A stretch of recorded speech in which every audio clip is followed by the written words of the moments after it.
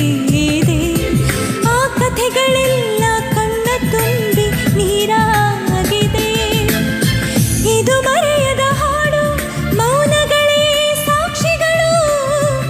ಇದು ಮುಗಿಯದ ನೆನಪು, ವಿರಹಗಳೇ ಗುರುತುಗಳು. ಇದು ಮರೆಯದ ಹಾಡು, ಮೌನಗಳೇ ಸಾಕ್ಷಿಗಳು. ಇದು ಮುಗಿಯದ ನೆನಪು, ವಿರಹಗಳೇ ಗುರುತುಗಳು. ಕ್ಷಮಿಸುವ ಒಮ್ಮೆ ಕ್ಷಮಿಸುವ, ನೀ ತಾನೇ ನನ್ನ ಜೀವ ಎಂದು ಕಂಡ